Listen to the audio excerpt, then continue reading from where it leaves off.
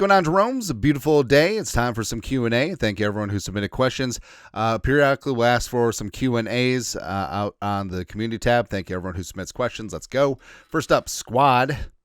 Why does it seem like the quarterback 2 is not wanted by anyone? It seems like this would be a great opportunity, even more than most other team starters. So there's a couple things. It's part and parcel of the Vikings have to want the player wants to be here, and the money's got to be right. And frankly, I think that some of the salaries, the backup salaries, the Vikings weren't going to match it. All right, and Daniel Jones going to the Colts have a chance to compete.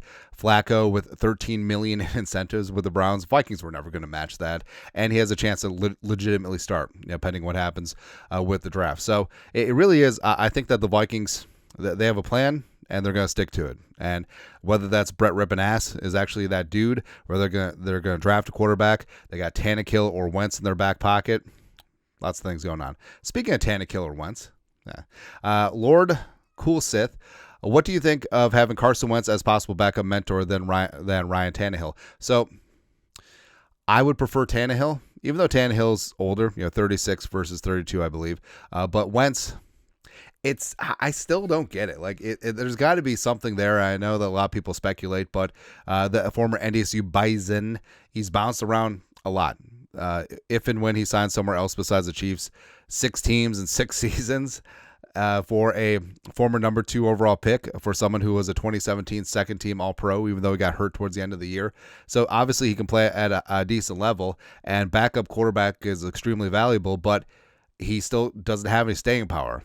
And also the ending in Indianapolis, not so good. But Tannehill, I know that people hold Tannehill's comments of when they drafted Malik Willis in the 3rd round against him, saying that it's not his job to mentor Malik Willis per se, but he did, And I think that was more Tannehill being the quarterback 1. He's still capable of it at that time and competing for a job. I think at this stage, especially since he was out of football all of 2024, like he understands he's the backup quarterback, and I think that he does have some things to offer. I think that he does still have a decent skill set if he was ever called upon, and I think Tannehill would be an asset. Plus, it's going to be a moot point since the comp pick window closes quickly after the draft, but since he was out of football, is not off an expiring contract from last season, he wouldn't count against the comp picks. So that's the whole thing. Next. Eric Anderson, Mr. Anderson, OG Jerome. Doesn't it feel like Kwesi would rather wait until after the draft to sign an extension, betting on himself that he's going to have a good draft and then the number goes up even more? Well, that's the thing, though. It's really hard to judge a good draft until a couple years out. So nothing really is going to change. I mean, the Vikings, unless there's trades, like they're going to read off 4 names and be like, oh, this is a good one, this is a bad one, this is whatever. But I think that it really is just more the cycle of things, because generally general managers contracts run through the end of the draft, and hell, there might be a couple GMs that are fired after the draft. It's kind of weird, but that's how the calendar syncs up sometimes. But Kwesi, we've theorized that maybe Kwesi is playing hardball here, even though Kwesi and Mark Wilf have talked about how they've had very positive conversations, or at least Kwesi's representatives and the Vikings. But what if Kwesi just wants to go free agent?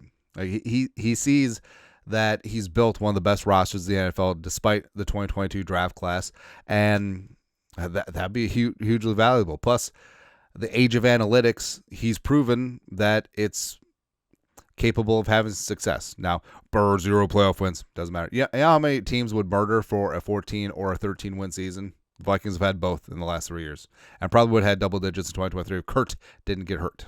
Yeah. Next. This is a good one. This is one I thought about too. Katsuyer Luler.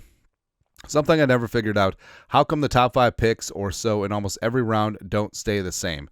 So if you look at it, so the Titans are up at 1, but in the second round they're at 3, and then in the third round, well, they don't have a third round pick because they traded. But you look at Cleveland, bounce around, 2nd in the first round, 1st in the second round, and then 3rd in the third round, and you see just the sort of mishmashing of these teams, first, second, third rounds, and beyond. And apparently there's a reason for that. Per NFL rules, this is from Boston.com. They talk about the Patriots.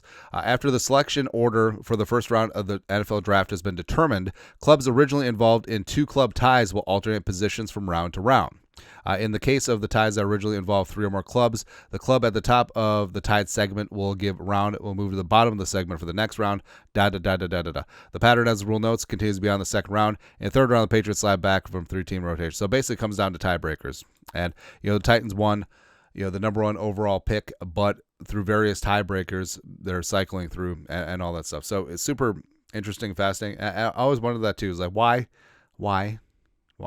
So if a team ends up in a tiebreaker versus a standalone record, that's what happens as they rotate through the draft. Next, this one's fun. Showdown.